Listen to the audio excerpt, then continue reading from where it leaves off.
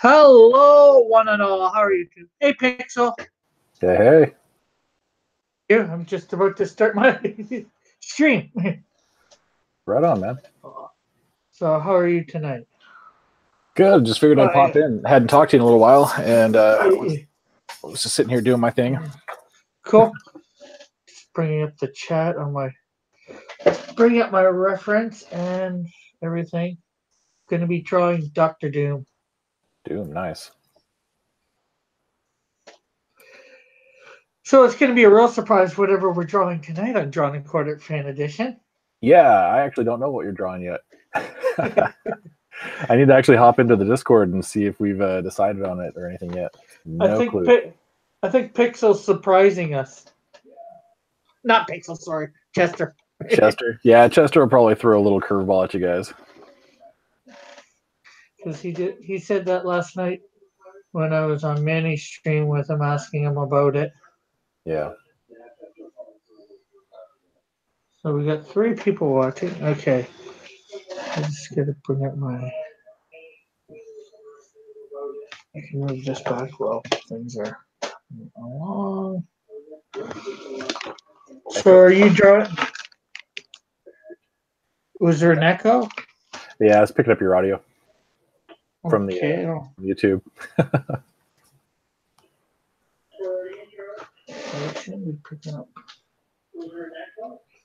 Okay. That's down for audio. Okay. I once had him gonna have a shield, but I decided not to. Vane is in the chat.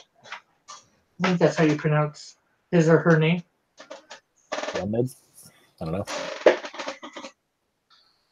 Are you drawing anything, or what are you doing? Oh no, man, I'm working still. Just coding away here. Like work though, not like fun work, unfortunately. Yeah. Cool. Yeah. Point down so people can see what I'm drawing.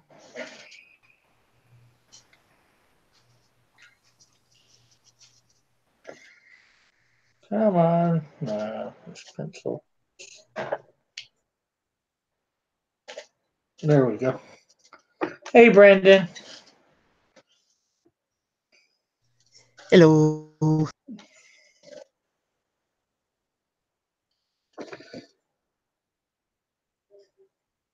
Okay. That's right. You don't really see Doom in a lot of action poses, do you? It's usually just being pretty menacing more than anything else.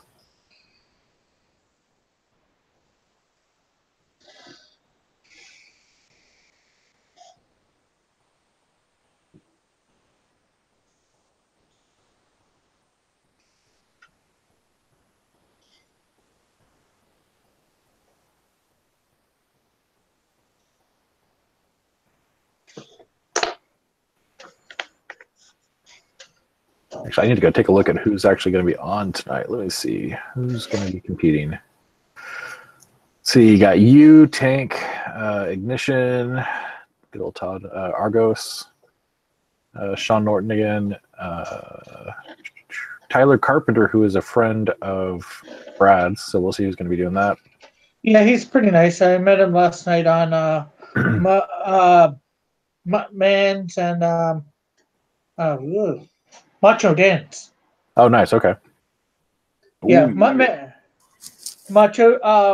was wanting to get in on this too. The live action, Drawn and Quartered Fan Edition. Hey, Ortiz Gamer. Gamer's asking how we all are. No, I didn't get any of the Blizzard veined. So, like I said, GOP Gamer is asking how everybody is doing today. It's almost Friday, so I can't complain too much. Yeah. Yeah. I could actually hit up Muttman and see if he wants to be on tonight. We've got a slot open, actually. Yeah. Welcome back from the vacation, GOP Gamer. Hope you had a good time.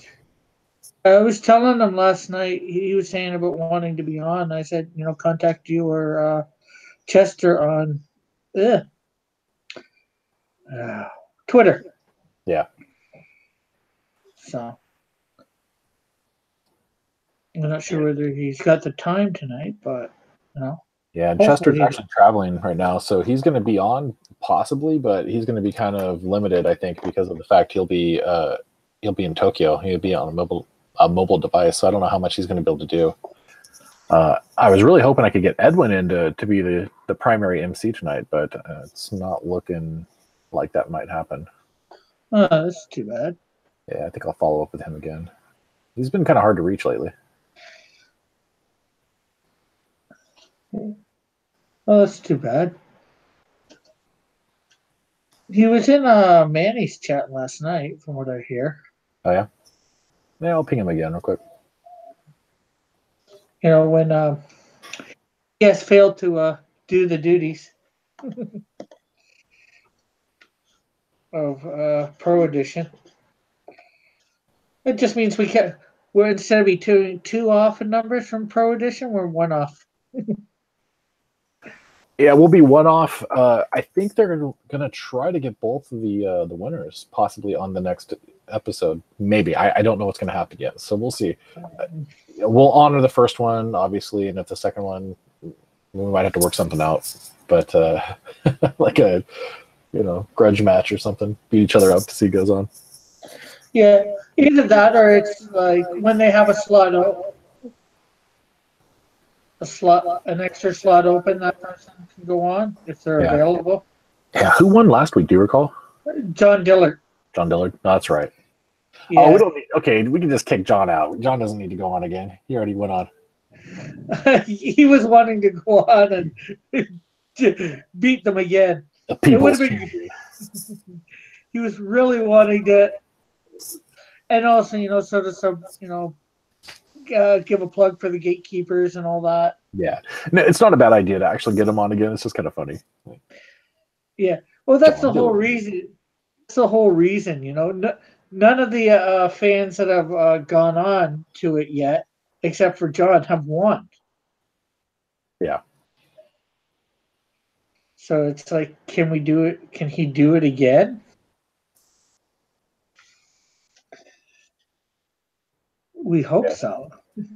Yeah. DOP Gamer said, what happened to D&Q this week? Yeah, so Mike's in Tokyo for Tokyo Comic Con, and Chester's actually going to be there to meet him in person, which is going to be kind of cool. But Mike didn't properly communicate who was going to be taking over the show for a week or something. I guess it was supposed to be Ethan, but wires got crossed and nobody did a show. So it's unfortunate, but sometimes that happens. Yeah. Unfortunately. It just messes us up now because we've got a show to do tonight and we don't have anything going on. Yeah. Oh, we could have always taken the week off too. Yeah, we could have, but why? We can do our own thing. If I would have had enough people, if I would have had enough people for Drawn and Colored, we possibly could have done that instead. But I haven't got enough participants for that yet, and I wasn't prepared to do that show this week. I want to see about getting paid for that too. That thingamajig, like on that show. What show? I don't think he realizes he's not muted. I need to get another one. Brandon, who are you talking to? Us or your Check family? it out where we're gonna be. I'll mute him.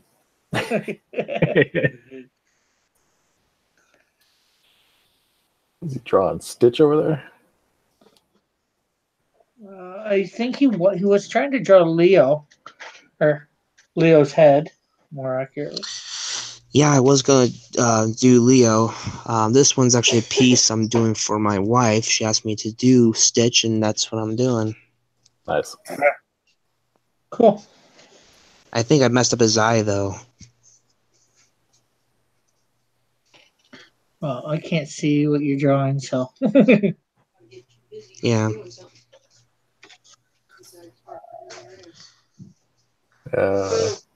GOP Gamer's got his own show going called Drawn and Tortured. Please make it stop edition, and it's all artists that aren't very good. So it's like the battle of non-champions.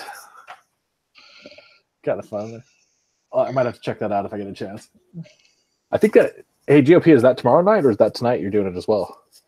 I think it's tomorrow night.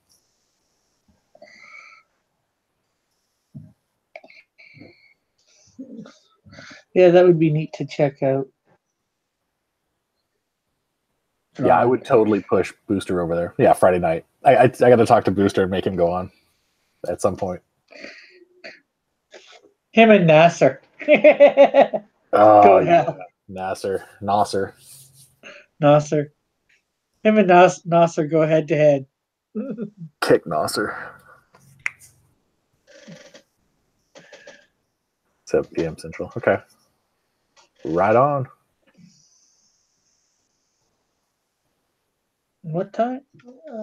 7 p.m. Central Standard Time. So that's 8 o'clock my time. Well, I'll have to catch it in the replay. I won't be home at that point. You party animal. I'll be home like at by 10. So not really party animal, but what do we got this?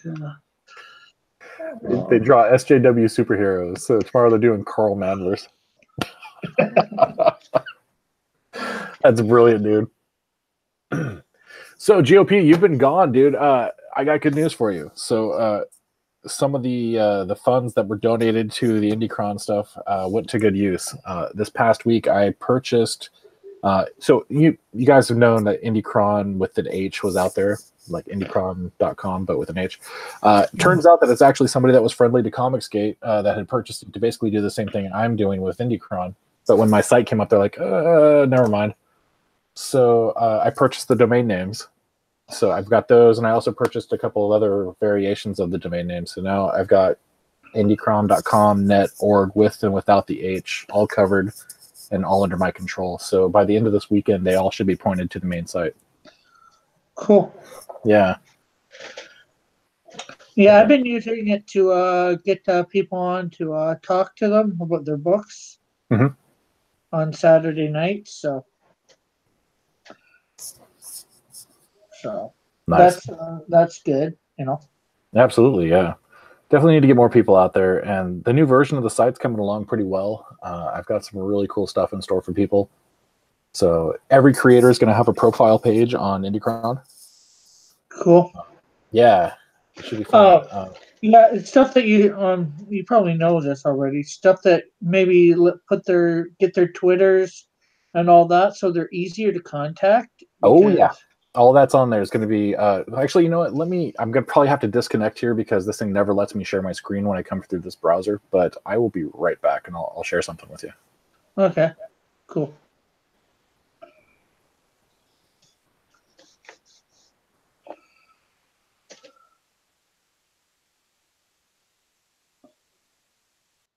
So it's going to be another exclusive on Cross Comics for IndieCron.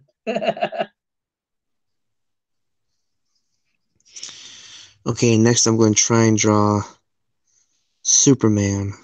Superman? Yep. Somebody thinks he's had it for the big times.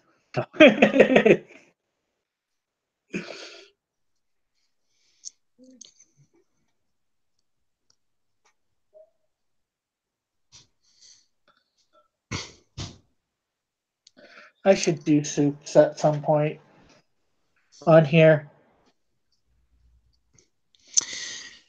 I'm just trying to avoid the big guys, the big names. Right. When I first tried to draw Bruce Timm thing, I was actually trying to draw my character at a point in time. I had someone else commissioned to do it for me. It was a character called Super Christian. I still have the original art for that still. That's on my DeviantArt page that I did as a reference at that point in time. Yeah, I did. But I did it. Oh, go ahead, Rick. I'm sorry. I've got some of the independent Christian stuff out there done. She put some of that up on there's a Christian version of DeviantArt out there.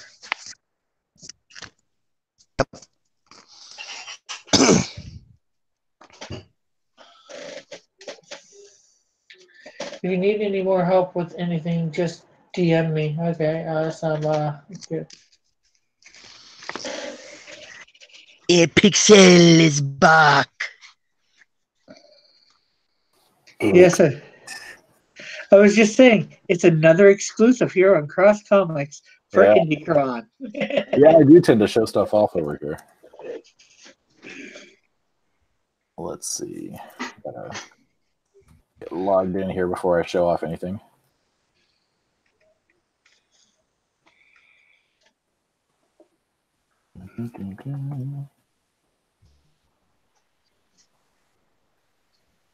Obviously, it's all in work right now, so it's not really. Yeah, it's not launched yet. Yeah, it's not launched yet.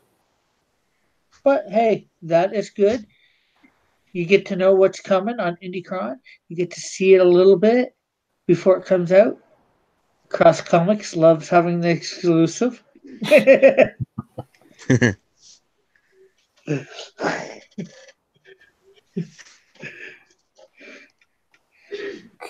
I just need a couple things real quick here, and then I'll pop it open for you.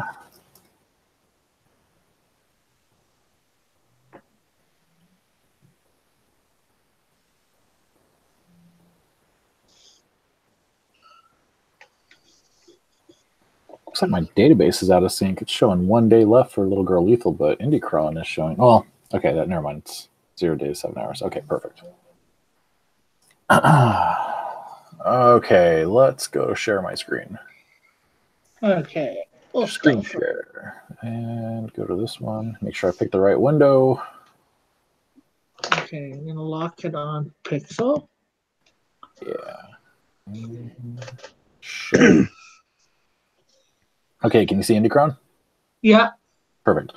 Okay, so there are some things that are going to be changing here. Like I had showed you before, we have the little guy at the top here that's rotating through. But this piece is actually going to get moved probably down with this stuff down in here. This banner area here where all the covers are, I haven't quite decided how we're handling this part yet. It may actually go to horizontal images, but these are going to be coming soon books. So I'm going to rotate through about, I think about 8 to 10 different books so that people can see brand new stuff that's on the horizon immediately when they come to the site. But the bigger features that I'm still kind of futzing with at the moment. First up, I've got this part in the works, so kind of hard to see here, but there's a CG icon next to books that declare themselves as being Comicsgate. So the friendly books will just have their listing, but CG, like direct CG books, will have CG listings. The other cool part is this list now. You can turn certain portions off. So you can say, okay, if I have an active campaign, these are all the campaigns that are currently funding. Anything that's in demand, I can go straight just to in-demand books. In fulfillment. Now, this part I'm probably going to have to change because there are books that are in demand and in fulfillment. So I'm probably going to need to work with a checkbox here, but I'll deal with that later. And then the closed campaigns you can get to for this. Yeah. And this is not up yet. This is coming. This is coming. Right. And then the other cool part here is that right here, like, well, we have the creator names. It used to just be a listing. This part's going to go away, and it's going to be linked like these are. And so you'll be able to click on those links and actually go to a creator profile page. And the creator profile page will have a picture of the character, a picture of the creator, links to their social media, small blurb about them or what they do, and then I'm also going to have any project that they worked on listed here, as well as connected books. So, for instance, like if Ethan maybe worked on another book with another creator, so I'm gonna. That's probably going to be later on, but let's say he works on a book with Kyle, and Kyle has worked on colors for a couple other books. I might say, okay, these books are related to Kyle, so let's put those like a listing of books there, or maybe I'll just advertise upcoming. I really haven't quite got that all figured out yet, but it's going to show up there. The other thing I'm doing too is I'll be listing out how much money they've made. So I can say, okay, Ethan Van Sciver has made, $600,000 $1,000 or whatever across 5 books or 2 books or however long. So over time, as creators create multiple books, that number will go up as well too. So you'll be able to see like how well they've done. Creators listing, I'm still working on that as well. It probably won't look like this by the end, but same thing. So you can break it down. So like right now, I don't have anybody listed as writers. Actually, I don't think this part is working yet. Yeah, it's not set up yet. But you'll be able to break it down. So let's say you're looking for a writer for a book. You can click on writer. All the writers that are currently in CG or are associated with CG will show up. Same with pencilers, inkers, colorists. All that information will be available. Of course, I started setting up my profile. Yeah, you know everything about yourself, so it's pretty easy. Yeah. And so listed here, I've got penciler and colorist. Obviously, I don't do both very well, but I'm giving myself a page anyway because it's my site, so I can do what I want. Up along the top, there is going to be a new edition called Upcoming, and that's where you'll actually get to the upcoming campaigns. So the whole purpose of all these updates and stuff is so that I can launch the, quote, upcoming or pre-campaign section. And that's for books that are up to about 6 to 9 months out at the most. They'll be able to come in, create a page that says, hey, I want to be part of Indicron. I'm not ready to do a campaign yet. Can you still promote me? So they can get their word out, get the name of the creators out, and start building a bunch of hype around their books before. And so it's going to be fun. Yeah, it sounds fun. The other question I have, Chester has said you've been working on a straw poll thing. How is that coming? So that thing is still a long ways out. Just because I've been working on this too much. The only reason I ask is because most people don't like the straw polls that we're using because they seem flawed, to say it nicely. Yeah, they're definitely a little flawed. So this was an idea that I'm working on here. I haven't quite got it all figured out yet, but basically the same thing is it's going to look a lot like the other site, but you'll have a little pie chart with the information about who's what, who's been voted for what. I still have to do the whole voting system. This was just a quick layout I was playing with. So it's a ways out though. I've got to get the Indicron stuff live and working first, and then I can move over to that. But, yeah, there's quite a bit coming on now. I've got the search feature. It's going to be, if it doesn't get released with this newest push, it'll be released soon. The donate section is live now, which some people have already donated to. Thank you, GOP Gamer specifically. You've been a big help. But I've got a bunch of patrons that are going to be listing, and so I can show, like, Brennan Brunner here was the first donor in October, and so he gets a little icon that shows, number 1, as he was the first person to ever donate for campaigns here. But cool. Yeah, so there's a lot going on, man. It's a really busy time, and it's kind of nice because a lot of the campaigns haven't launched and it just isn't really too busy for campaigns specifically. So I can focus more on getting the code done for the site, but it's going to blow up pretty soon. Yeah. Yeah. Right now, most of us aren't. I don't think most people are doing December, January, which that's going to give me some problems. Yeah. I'm trying to do the interviews on, the Saturdays on a consistent basis. So that'll be my problem. Getting somebody to interview about their book. Yeah. But you've got the up and coming, so maybe if they're 2 or 3 months out, I can, have them on. Yeah, so I ask a couple questions about their book, like when they're going to be coming out. I have them upload some pictures, a basic bio or elevator pitch for the book, and then I get all their social media information so that I'm able to point to them, say, okay, if you want to get a hold of this creator, you like to interview them or do something like that, here's their YouTube page, here's their Twitter account, Facebook, whatever, and all that information can be made available. Yeah. So I think it's going to be a good way to start helping promote these guys, and maybe, just be a good way to get the name out and get a lot more hype behind the book before they launch. Because a lot of these guys come out and they just launch their campaign, and then it's like a week or 2 in before I even hear about it or anybody else ever hears about it. And it's like, okay, you got 2 weeks to fund, and you had zero of it, visibility to your book. Yeah. The other thing that's changing too, though, and some people aren't going to like this as much, but it needs to happen. We're switching to a review board now for IndieCron. As soon as these changes launch, there'll be a form that creators have to fill out to be able to be considered for IndieCron. And if the book doesn't have the quality level that we think it should have, there's going to be a threshold there, and it's going to be pretty lenient. But we're going to stop just putting every single book that comes to us up there. Certain people need to be made more aware of, hey, the book's going to die on the vine. It just doesn't have the quality it needs to be able to be published here. Yeah, I think there needs to be some bit of quality control, because we're basically becoming the place where people go to find books. Yeah. And if somebody comes in and they see just garbage everywhere, and it's really hard to find a good book in the stack of stuff, then nobody's going to use the site, and it'll hurt everybody in the long run. I don't want to gatekeep people, and I will let them come in, but it's just more. It's not that they can't come in; they just need to rehash their campaign a little. Yeah, work out the campaign a little bit, improve the art a little bit if they need to, or like if the colors are just completely atrocious or something, say, look, we like the concept of your book. There's a few things I think you should do. Here's, a better colorist, that kind of thing. There's a lot of ways these things can be addressed. I definitely don't want to gatekeep, but I do want to help people get better. Yeah. And I think through the process of giving a little bit of guidance and providing more information about how our campaigns and stuff are going to be handled, I think we'll do it. And the other thing too is we're not stopping people from putting their campaigns out on Indiegogo. Yeah.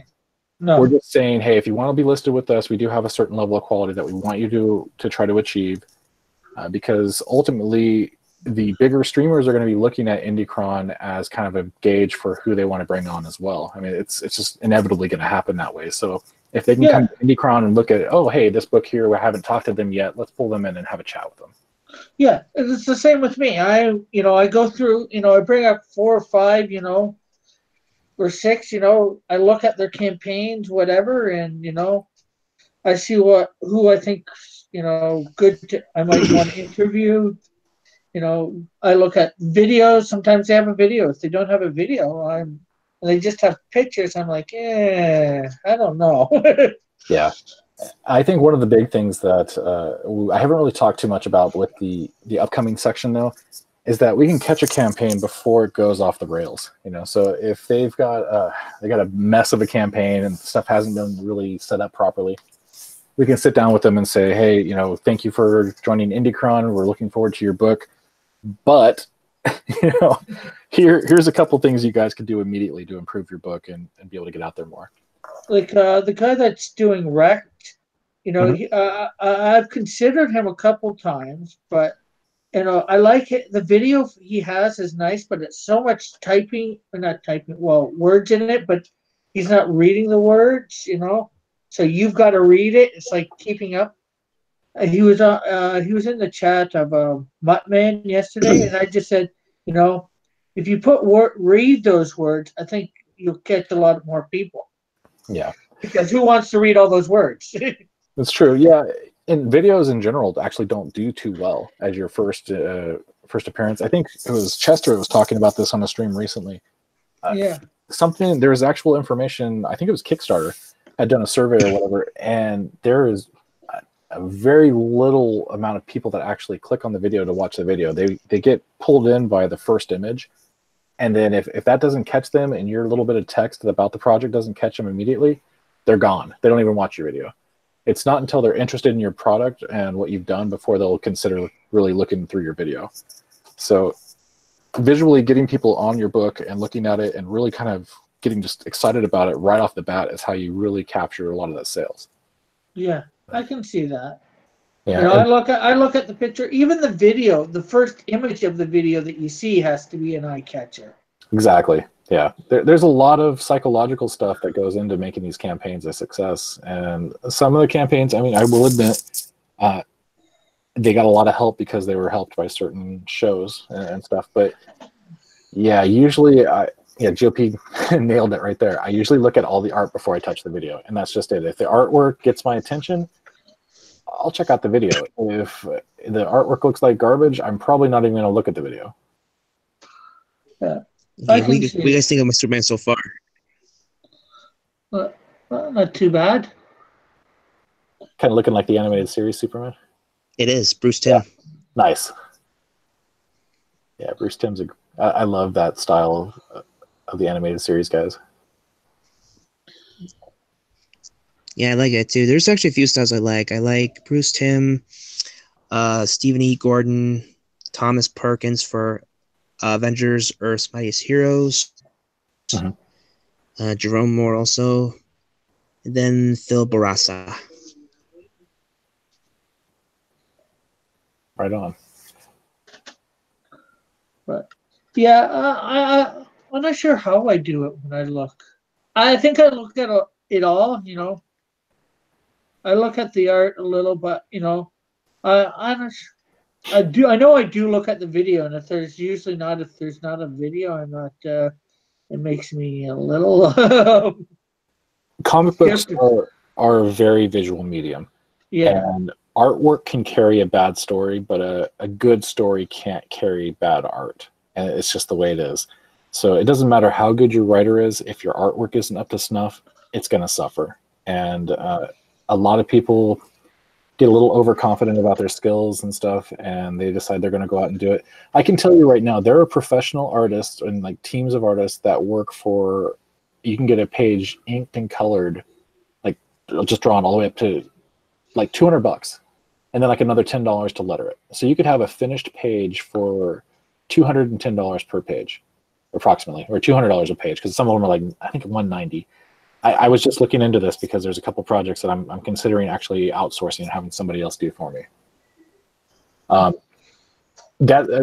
There's really no reason to have poor art. I know as a creator, it's really hard to swallow the ego and not do it yourself. And then I look at my work and I go, man, I really want to do a book for myself. But sometimes if you really want it to be successful, you focus on a portion of it and then have somebody else help you, especially the colors. God, what book was it? There was a book that just died, I think, that had a good chance, but the colors just wrecked it.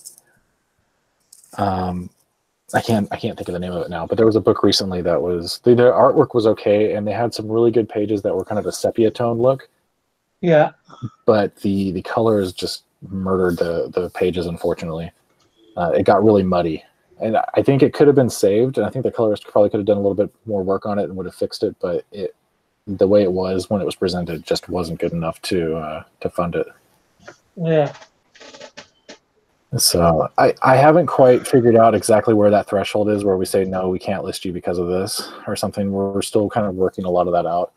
Well, like you said, if you're having a team, a committee go over it, then it's not just one person deciding. It's the one question for that is, does it have to be unanimous or just majority rules? It'll probably be a majority situation. And there's only 3 of us. So I'm keeping it small just because I don't want it to become a fist fight every time a book comes through. Yeah. And I've got other people that I'll talk to about various pieces of it, but for now it's just going to be 3 of us. And I'm going to probably make a press release at some point about the changes coming to the site. But that's on the back of my mind right now. The main thing is trying to get the rest of this code working. It's difficult. I don't want to break anybody's heart or take away their dreams. And so I'm weighing an option where if they get approved by us or they've worked with us to improve the artwork or something like that, or fix the story, I don't know yet exactly how that's going to fly. But if they go through that process, we can put a little stamp on it that says, hey, they went through the IndieCron process. They're in. If they said, you know what, we don't care what you say, we still want to just be listed on your thing, we think we have what it takes to get it through through the site and be able to get funded, we let them through anyway, they just don't get stamped. That may be the way that we wind up doing it. So there's still some pieces in the air I haven't quite figured out. Brad, smash their dreams. Yeah, I don't want to crush anybody's dreams, but I do want to make sure that we have a good product because all the eyes are on us right now. Everybody's looking at it. Everybody's saying, what can Comicsgate do? Are these guys, they talk a lot of talk about how bad our books are, but their stuff's not looking all that great. And so we got to up our game. And if we can help each other up the game by providing resources and giving feedback and critique and working together as a community, that's where we're going to make our progress. Yeah. Just gotta do it, and people just gotta, shell their egos. Yeah, pretty much. You gotta stop wearing their emotions on their sleeve and just roll with it. You're in a bit, yeah, you're doing it because you love it. You want to bring out, you love your product, but you also got to realize, it's the consumer that you've got to please. And yep, the people that you guys are trying to do it through a consumer's eye set, not your own, just a consumer's eye set.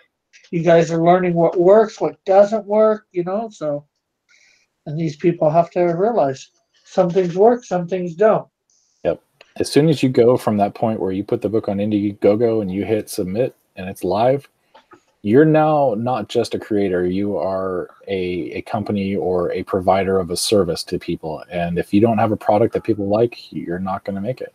And yeah. There you go. Okay. You guys froze for a little bit. I don't know. We were talking to each other just fine. Maybe it was the other way around. We just froze on his computer. Yeah, GOP Gamer makes another good point. Yeah, a lot of these campaigns too. There's some issues with some of the foreign campaigns having their stuff listed in a foreign currency. We're going to try to make the suggestion and actually talk to a couple other campaigns too and see how they put them in USD. Because from what I had heard, there was a restriction or there was an issue with listing them in USD. But for some reason, that foreign character, seeing that in pounds versus dollars, it kind of messes with people. So I think we'll probably do that. There's also a whole section that I want to build out, and it's called basically the Resource Center, Campaign Resource Center. I'm still gathering information from a bunch of the creators and stuff, but what I want to do is kind of become a directory with information about printers, basic costs for like shipping, for printing, what the average page rate would be that people can expect from like a pro versus like an amateur kind of thing. Just give as much information as possible to these people so they understand what they're really stepping into before they just go and price their campaign at $500 or $20,000. There's some campaigns that can't make that kind of money and they need to understand why. And if you've got somebody that comes in and Mike S. Miller, for instance, he can come out and he can demand $20,000 for his campaign because he's got that clout. Yeah. Like me, if I come out, I probably won't fund unless I'm below 5K. Just because I don't have that kind of clout. Now I've got friends, obviously, and so when I do a book, I'm sure people will come up and say, "Oh, that's Pixel Trader. Let's hook him up, or help him out, or something like that." But goodwill only gets you so far. True, very true. You still have to have a good product, and you gotta make sure you can give people a good product and deliver on it. And so we're starting to see some of these books come out. Some of them are okay, some of them are not so okay. Yeah, but we'll get there. Yeah, it's all time. And people realizing, I wouldn't say that Indiegogo is so new. Well, like Kickstarter type thing. The crowdfunding thing it's new, but it's not new. Oh, you guys hear me? Yeah, I can hear you just fine. Okay. Just it's new, but it's not new, and people, if they're not sure how to do it properly, they're not going to get anywhere, Yeah, I know. Heck, I did a Kickstarter a while back, just because I wanted to get some prints of my comic book, and I wanted to get to a Comic-Con that I had paid for the table, but I wasn't even able to get the money for that. I forget how much I asked for though. I only asked for like $2,000 or $3,000, I think, and I only got like $60.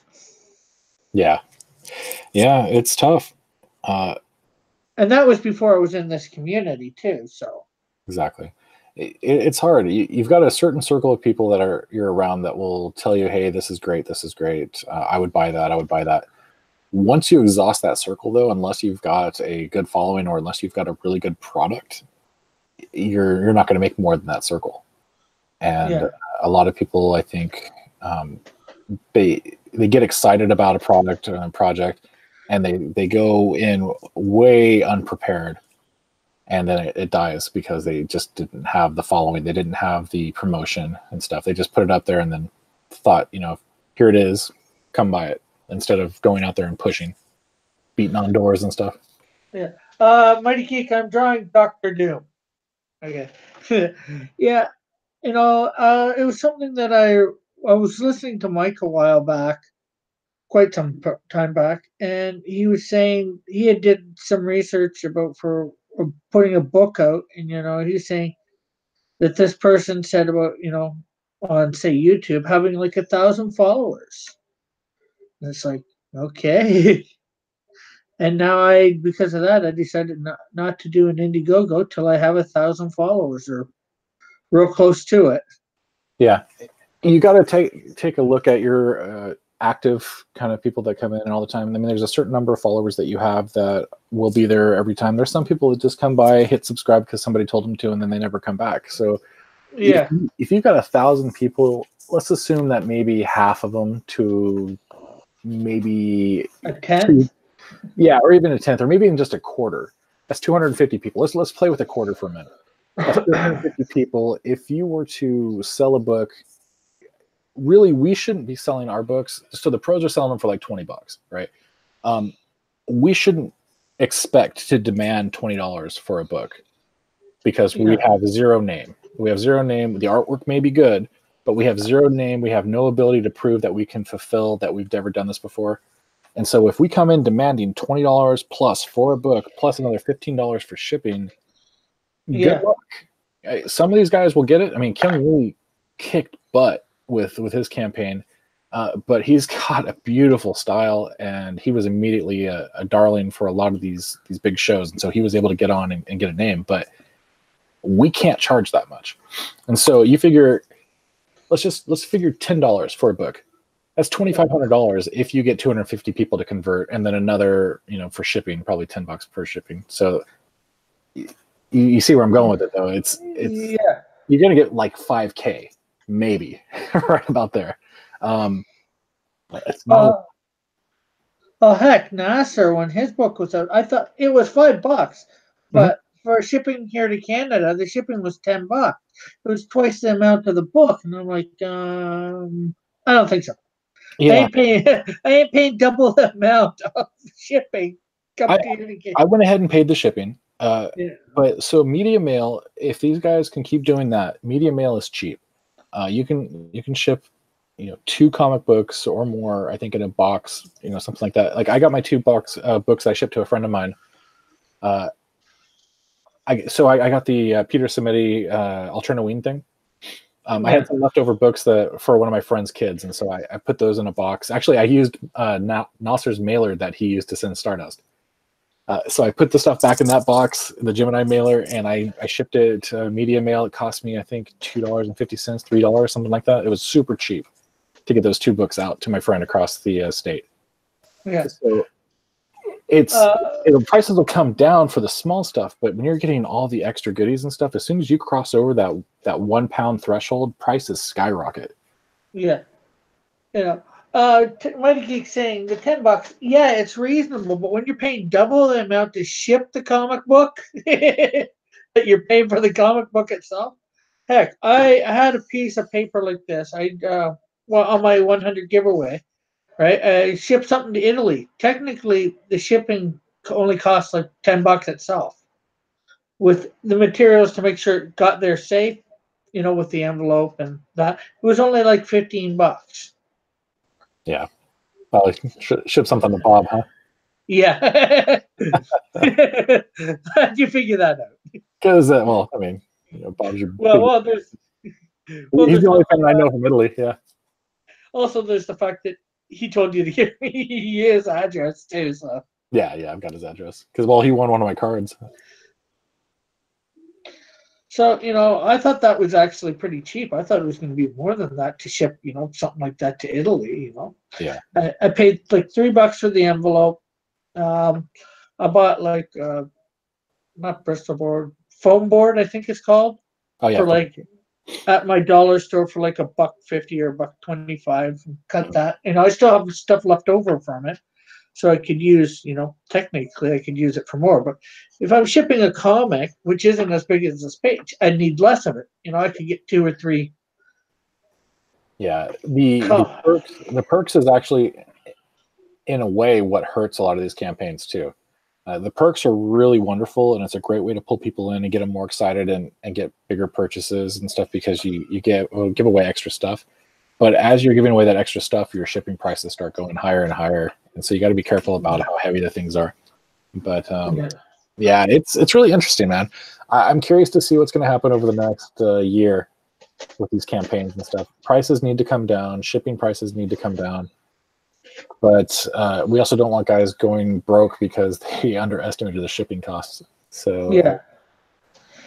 Actually, I shipped him this size paper and a comic book in there. When I had just went to my the Hamilton Comic Con, and I got 2 of 1 book for free for purchasing a couple prints. So I sent him, as a bonus, the extra copy that I had of that comic book. So. Oh, very cool.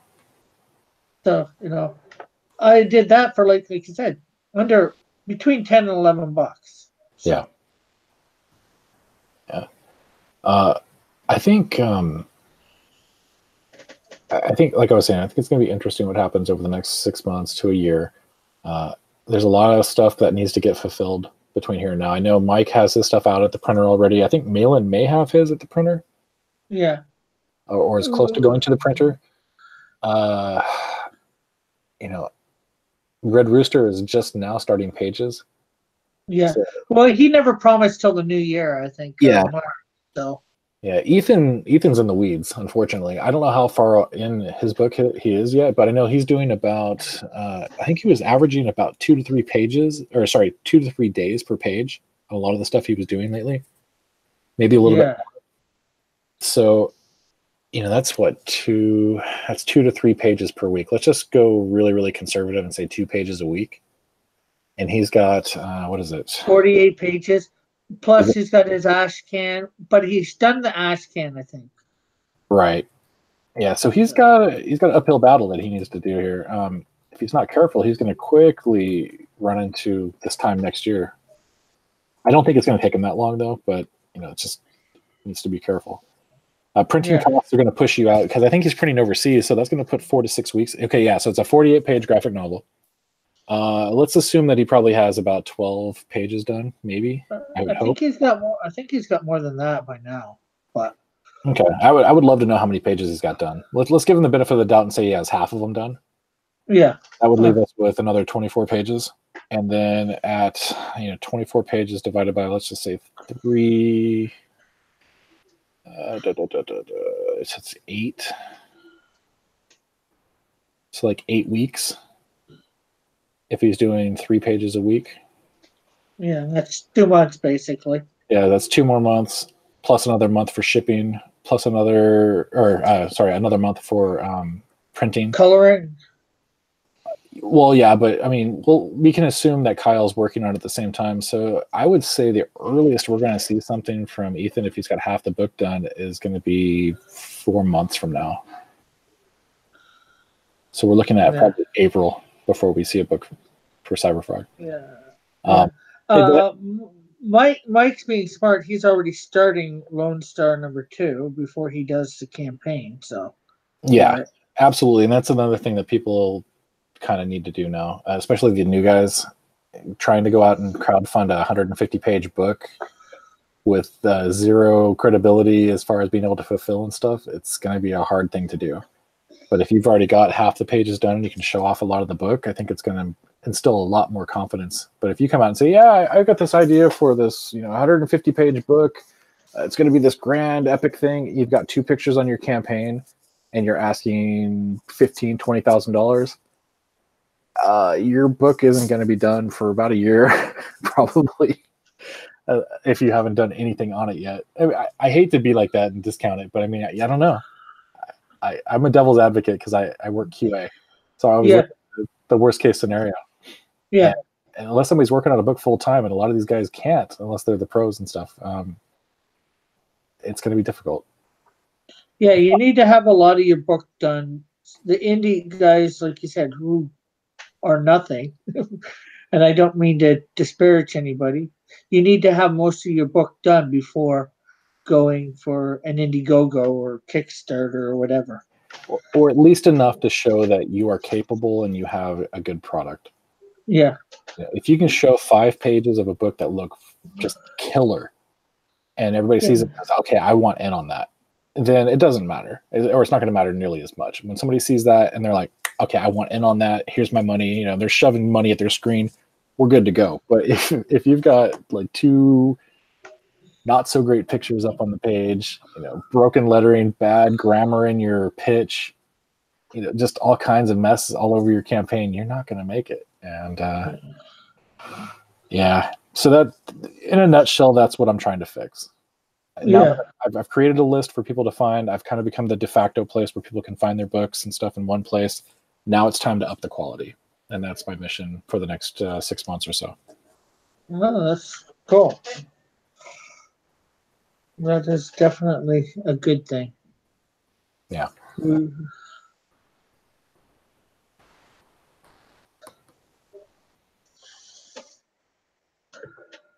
Yeah, hopefully my book will be, well, depending, like I said, it all depends on my 1,000 sub thing. Before I go printing, technically I've got a version of it done. Yeah.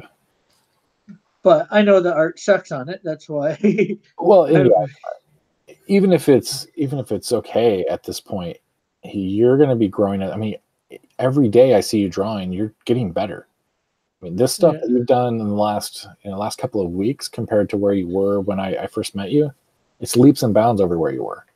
So your style is going to improve. You're going to look back at this stuff and go, what? I don't know if I feel comfortable printing this. Maybe we should. Oh, I already don't feel comfortable printing it. That's why. Yeah. Let's take it back behind the shed and put it out of its misery and start over or something. That's why a couple months ago I asked John to, redraw it for me. Yeah. But I said, don't go fast on it. You don't need to go fast on it. I want 1,000 subscribers before I even consider printing it. Or like maybe over 900 for sure. But definitely no less than 900. Yeah. Because I'm a nobody, and half the reason I'm doing stuff like Doctor Doom, and that is to attract people to my channel because nobody cares about my characters. I know that. Or not very many people care about my characters. They know Doctor Doom. They care about Doctor Doom. They care about Superman, the Flash, and all that. So I can draw them in with these characters and at the same time end up telling them about my character or characters. And then hopefully when it comes time to launch my book, they'll be willing to part with some money. That's the part we really like. Hey, Rick, there's something I want to ask you. When you send me links to come on live, I want you to show me how you do that because I can't do it right now on my laptop because it's older. It's a 2006 MacBook. But I want to learn how to do that when I start going live. You can do it with your MacBook right now. But here's the thing. I can't do it because it's telling me to update my browser. And I can't. It won't let me. Because the system won't let me. Yeah, my MacBook wouldn't do that too for a while. It gets to a certain level of Chrome and you can't go any further. Oh, okay. So see whether you can maybe put in Safari or Firefox and update them enough to do live. Are you able to do live streams? What I find out, okay. As far as I know, I can do live. Oh, you go ahead, Rick. I'm sorry. I mean, right now, are you able to do a live stream? I tried and it wouldn't let me. Not unless I updated my browser, and I use Mozilla Firefox. Okay. Try putting. You say you're using Firefox. Yeah. Put in Chrome or Safari. Safari is Mac, so try with your Safari. See what happens. Okay, just so happens I got that browser, so now. Oh, this magnetic But thing. you might not want to do it right this second since you're live with me. You know. I know. I just want to see because on my Firefox browser it says I couldn't do it. So I'm going to see what it says on my other browser because I haven't used Safari for quite some time. Yeah. I have like my Firefox. It won't allow it either because it needs to be updated. But I'm not going to update my Firefox because there's a program to use for an FTP, Fire Mhm. FTP, which I use to do stuff on my website. I alter my own website, the code and all that, and update and all that myself. So Right. a free FTP I like that has, but it will on the newer version of Firefox it doesn't work. So I'm like, okay, I'm not updating Firefox. I updated it once and then it wouldn't work, and I'm like, God, Yeah, crap. I had the same problem. I actually wound up switching to FileZilla a few years back. Okay. So I end up saying, okay. I end up reinstalling Firefox from an old version and it worked. And I'm like, yes, okay. I now no longer update Firefox. I'll update all the other browsers, just not Firefox. Man, I'm on the Safari browser right now, and let me tell you, this is different than what I'm used to using. Holy cow. Yeah. Okay, this thing says, oops, your web browser is no longer supported. Blah, blah, blah. But I'm going to try it anyway. Let's see whether it'll upgrade or update or whatever. Right. Mighty Geek saying Firefox is very limited in the things it can do. Yeah, well, I'm not sure how limited it is. Well, especially the newer version, but I like I said, I don't want to update my one version that I got, so I'll take the limited stuff that it can do. I I use Chrome to go live, do my live streams. You know, I have that browser, so as long as I can do that with Chrome, I'm all right.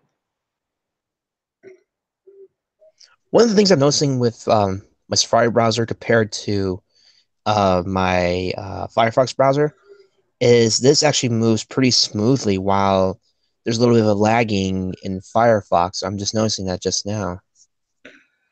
Well, Safari is made for Macs, so that could be Yeah, why.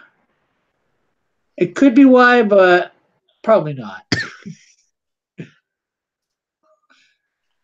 Because I don't know, every but I Mac. forgot how well this excuse me. I forgot how well this worked.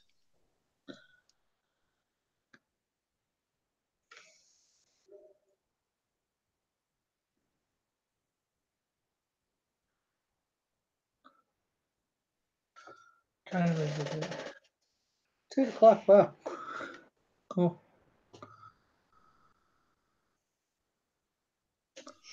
Well, so far I don't have anything.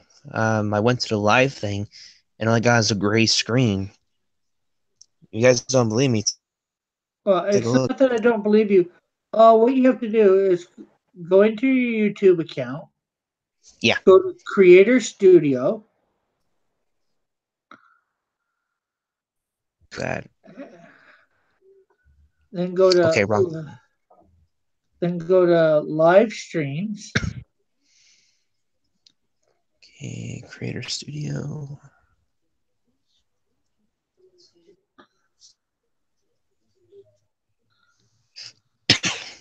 and then go to Events under that tab. Okay, live stream. And this thing loads. Okay, live streaming checklist. Okay, what I need to do again, because I'm on the stream now thing.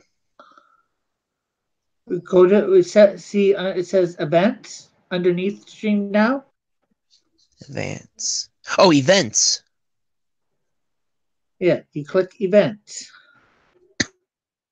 And I'm then there. in there in the left, no, right side near the top, it says create event. There's a blue button that says create events.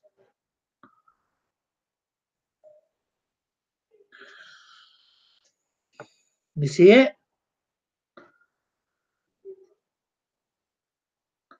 Brandon?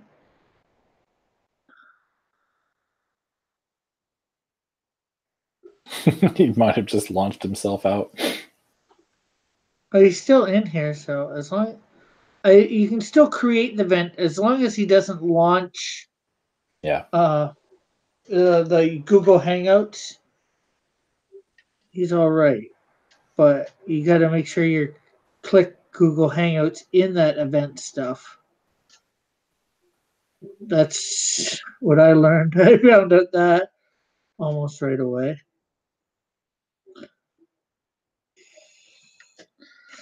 I'm like, okay, I went and found a YouTube video on how to do this because I had the live streaming thing that he had, and then just the events.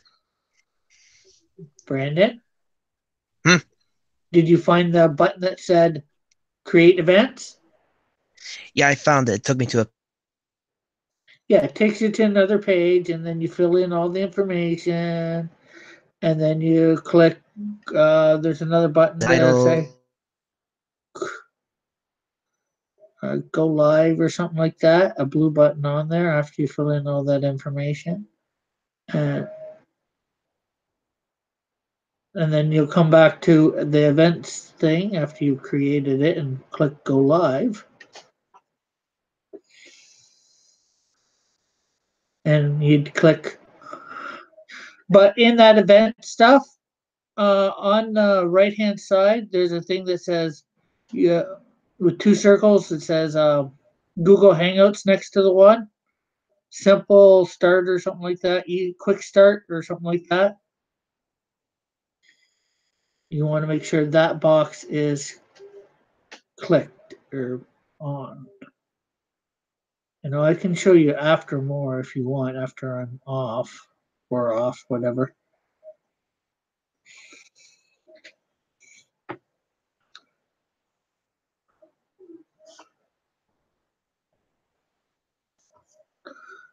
Is this how you did it before on Firefox, or did you go somewhere else in Firefox or Google or YouTube to try and go live? Brandon? He dropped. Oh. What he might have done is tried to click on the other live function, which like tries to fire up your webcam and do it straight from your browser right there. Yeah. I never had that thing launch properly for me. Yeah, same here. Or how good you can't invite people at that point, or I don't think you can. But so it's easier to invite people with the Google Hangouts. He's back. Yeah, sorry about that. You froze up for a little bit. Oh, I think your computer froze us. I don't know, but it's my phone. This thing has a bad reception thing. Hey, Bethany, here. I'll put on my. I'll share my screen for a sec and show you stuff. Alrighty. If I can. So, YouTube. Oh, yeah.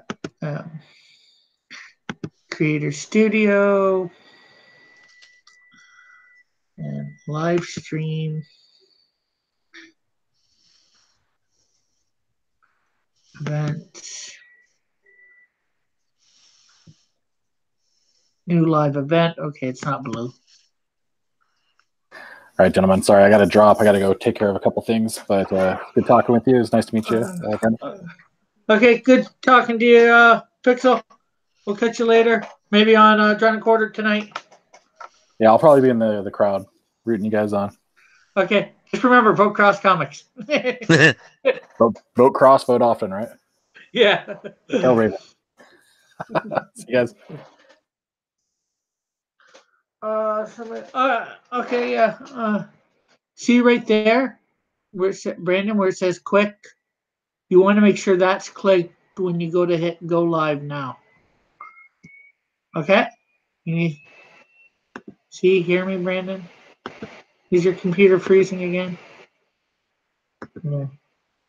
We'll hide. Oh no, I don't want to hide. I want to stop sharing. Do I got you on Twitter, William?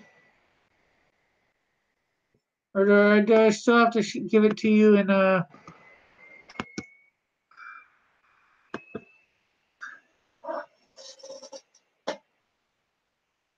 Hey, you're on Twitter, right, Willie?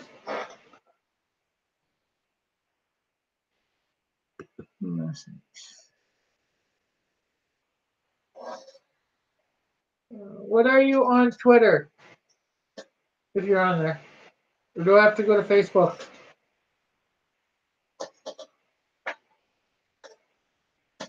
It's Pencil's channel, Pencil for Life. He was in here earlier, so if you go up, you can find him. Subscribe to him, all that. If you're not subscribed yet.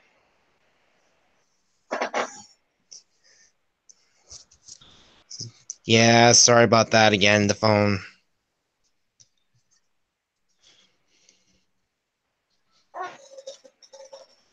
Yeah, I'm not sure you heard me or not, but I was going to ask you about that quick thing on YouTube for the Hangouts, but I guess when you showed me that thing, that answered my question. Yeah. You click that. You want to make sure you're on the.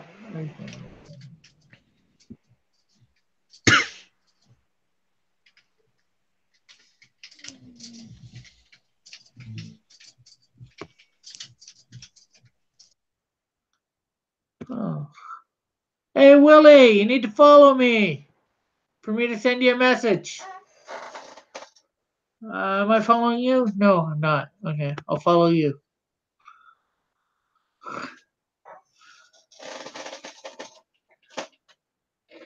No problem, Bethany. Yeah, I think what I might end up doing is trying to finish the rest of that animated series Superman probably tonight. I want to keep on practicing on the Bruce Timm thing because I am doing pretty good on that, but I want to keep on trying to pull other art styles off. It's up my ass.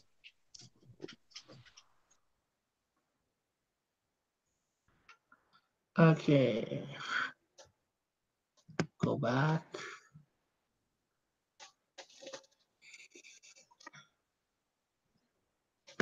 Message. There you go, Willie boy.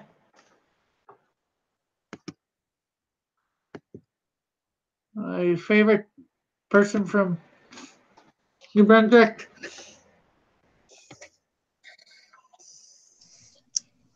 Your Doctor Doom is actually pretty coming. It's pretty. It's coming out pretty good. Thank you. I couldn't even talk right. Oh no.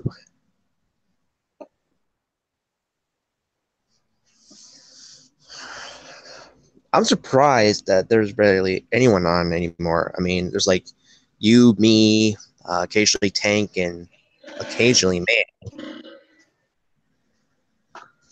Well, John's on in the morning usually because he's working right about now. Oh yeah. And Manny's working right now too. Or he's on his way home.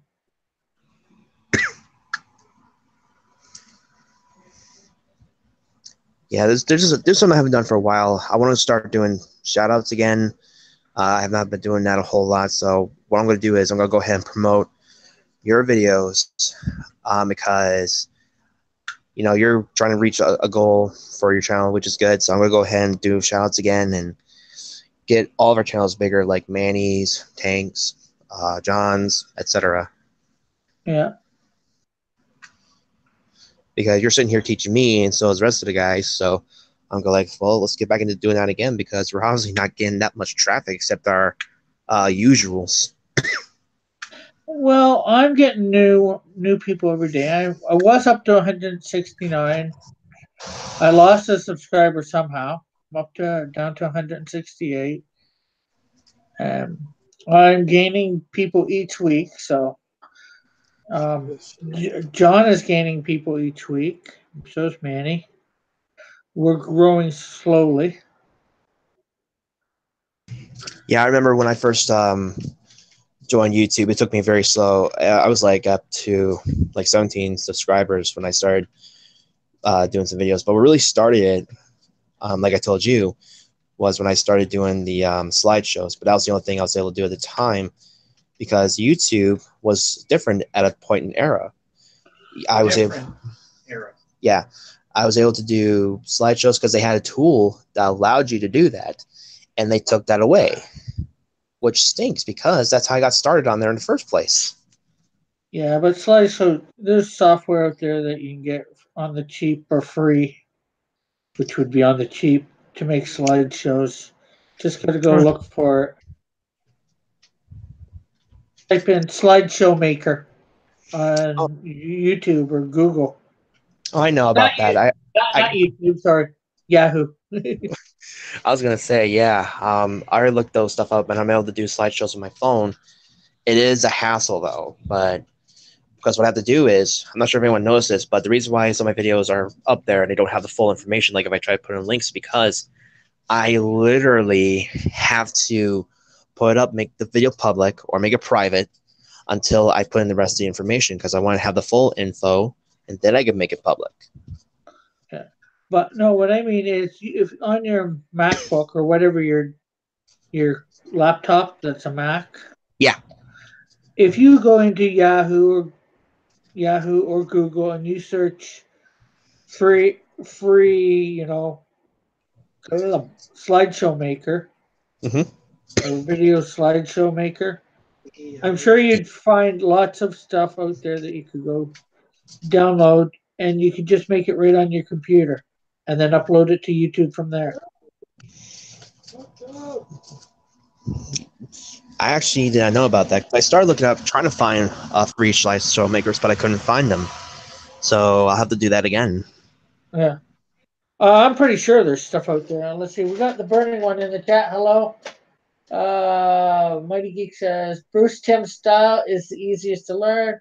Mighty Geek It also is. says Booster and I are slowly growing. Burning One says hello, and then says I had homemade calzones and they were delicious. Awesome. Kazobes? Okay, the link's not working. Let me try and send you one again. I don't know why it's not working, but okay. Control C.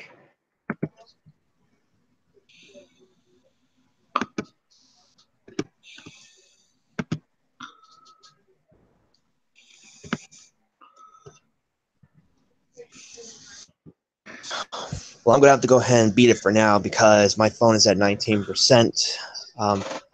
If Manny's up, I'll try to be on there, but I'm not sure what will happen just yet. Well, he'll probably be going on after the Drawn and Quartered fan edition. Yeah, maybe. But anyways, for those in the chat, go ahead and subscribe to Rick Cross Comics, and also check out my channel. I have some good content there. I am making teaching gaming videos, and I will be doing more. I will be doing shout outs, and that's all I got. So I'll talk to you guys later. And if you guys want to follow me, it's on Twitter at the Christian TV. Hey. Okay, I sent you a new link there, Willie. So if you want to try and get on. Yeah. Well, anyways, I'll talk to you later, Rick. Okay, see you later. Later.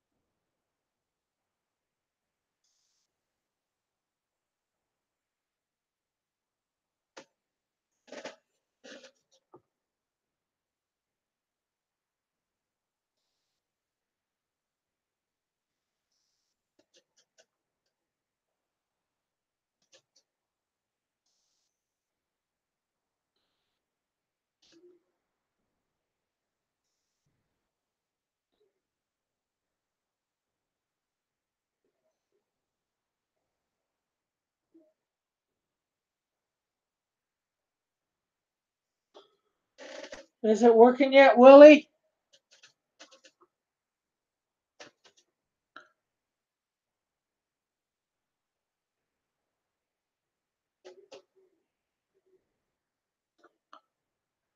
So how is everybody's night tonight that's here that has yet to answer that question for me?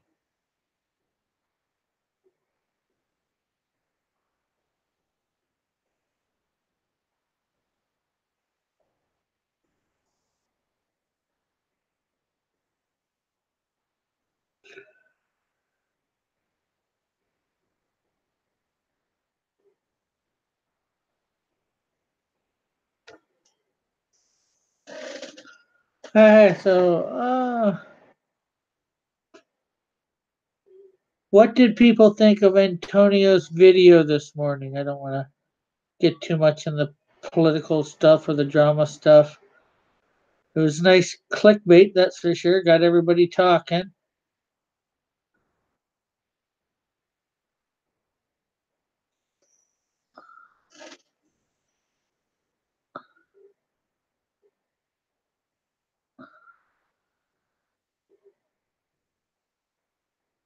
Or has anybody seen it yet?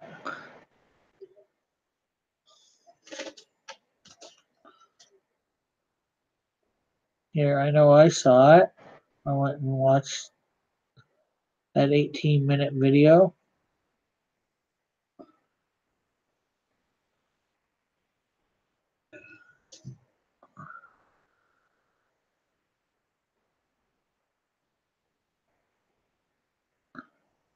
Okay, William, is the link still not working or what? What's going on?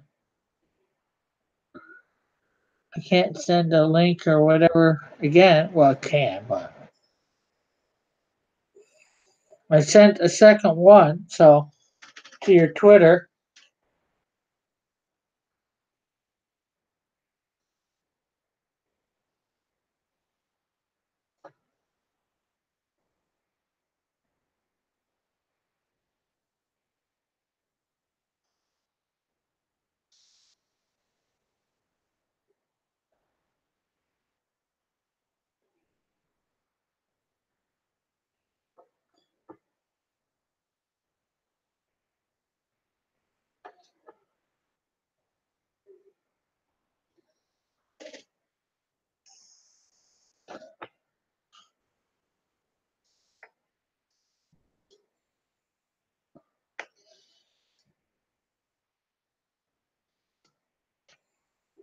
Okay, now comes the hard part.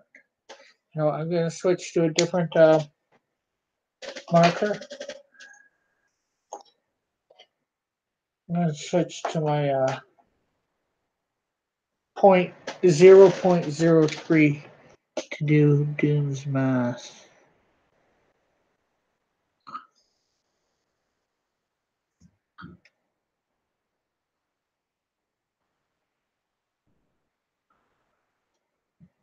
Okay, might have to switch to something slightly better because the ink does not seem to be coming out of that right. So we have a point. We have 0.1.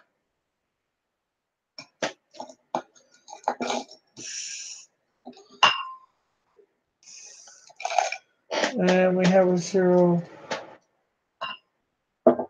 We'll go. I guess we'll go to 0.1. Hopefully it works.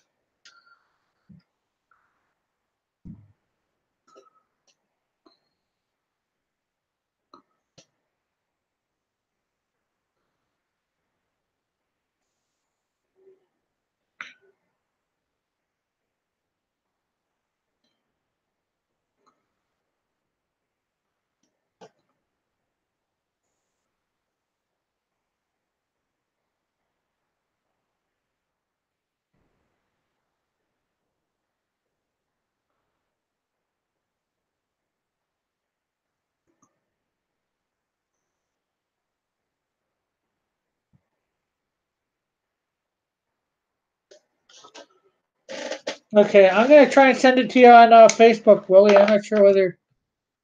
Oh, we're down to 3 viewers. I just wanted to know who's watching. Let's see. Who's stealing all my viewers?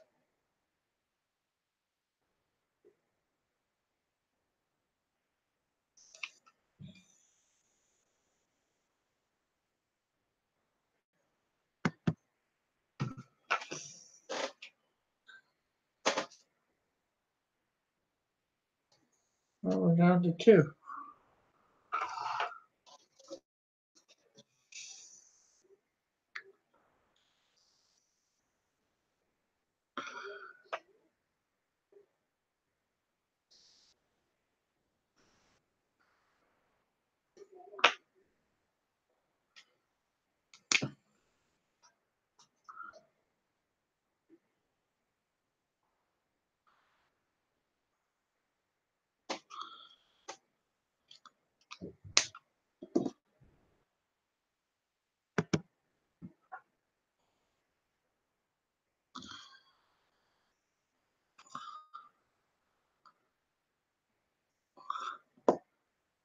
If you're still out there, Willie, here's the link in Facebook.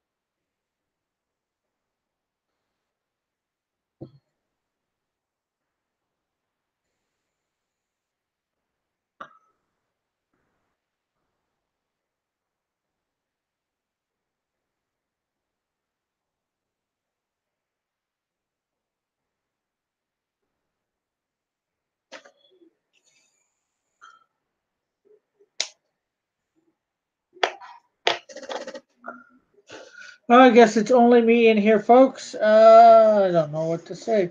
We are almost done our doom here.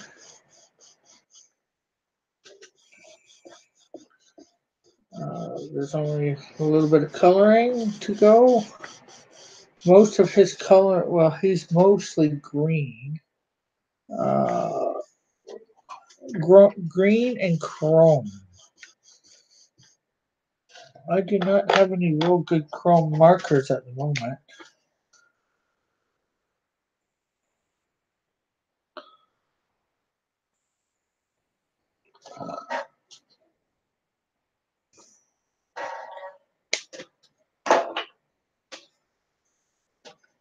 So I might put in some, try and put in the goldish looking ones. Gold, which go on his belt buckle, these things. I think that's it. And I might put in the lightning. Usually his lightning is blue or white, so maybe we'll try and put some blue marker in there and then put some white over top of it. See what sort of effect that has.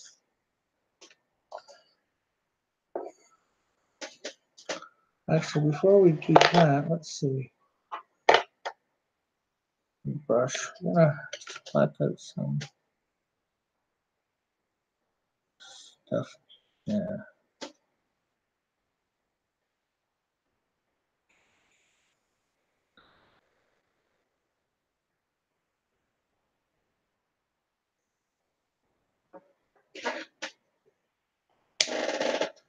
Okay, so we're just gonna go get some of our markers.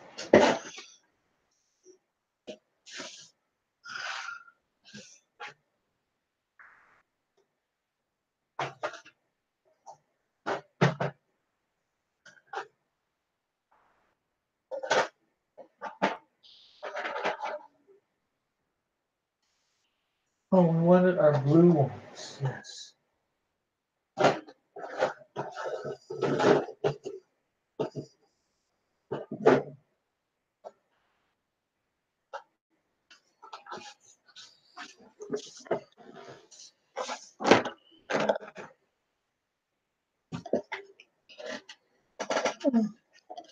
Hello to all watching. Okay. Got our markers.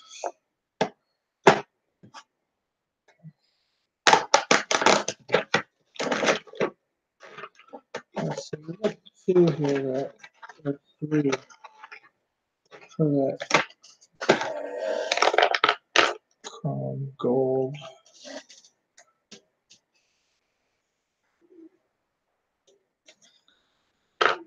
Yeah, that looks really good.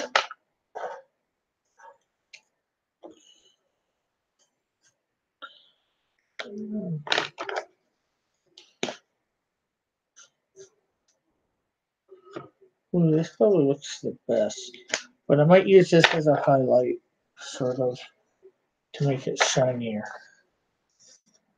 So,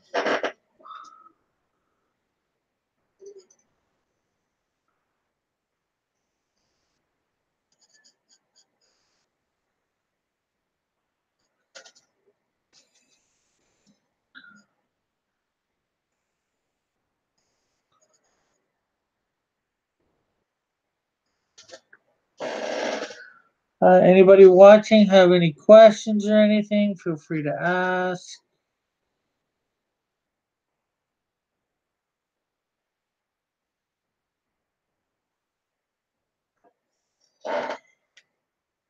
Okay, so let's see.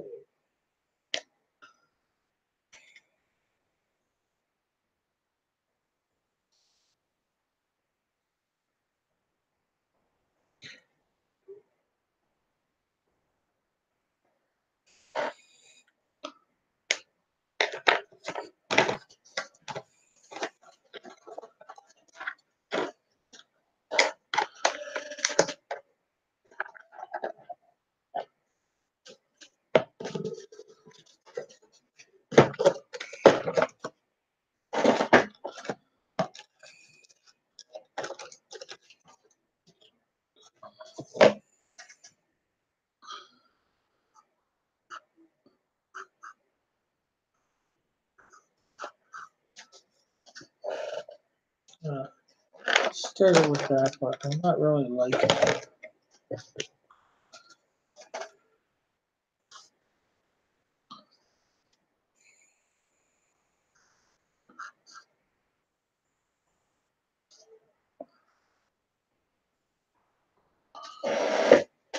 I guess the link's still not working.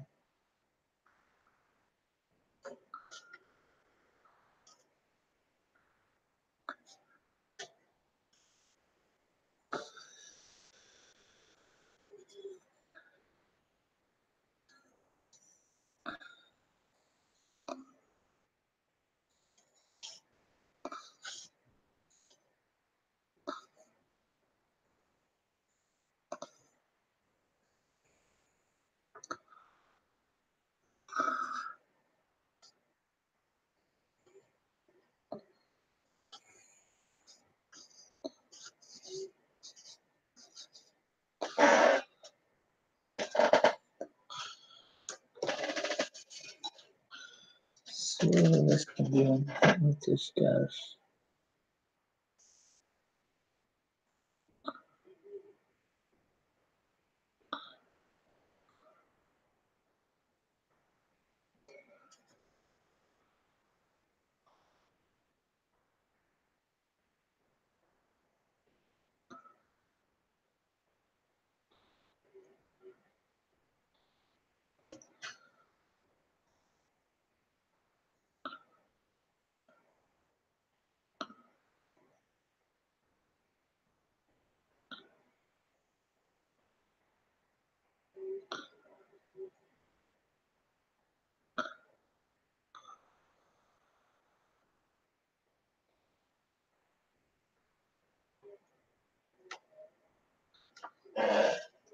Okay, well, this is done except for my signature.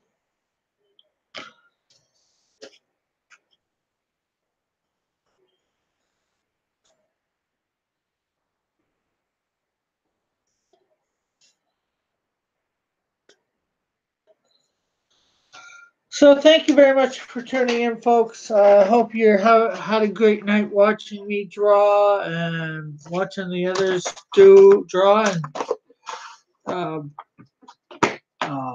pixel chatting about Indicron and things coming up with that. Be sure to check me out at 10 o'clock Eastern Standard Time on Drawn and Quarter Pro Fan Edition. I have no idea what we're drawing at the moment, but I will be over there drawing.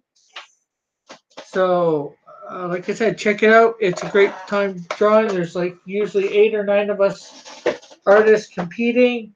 I'm not sure if you've ever heard of Drawn and Quarter.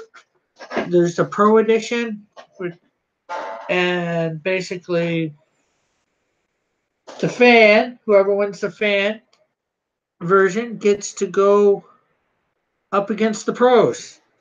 See how well he can compete against the pros. So that is something to be said. So remember to subscribe, hit that notification bell. Yeah. Thank you. Oh,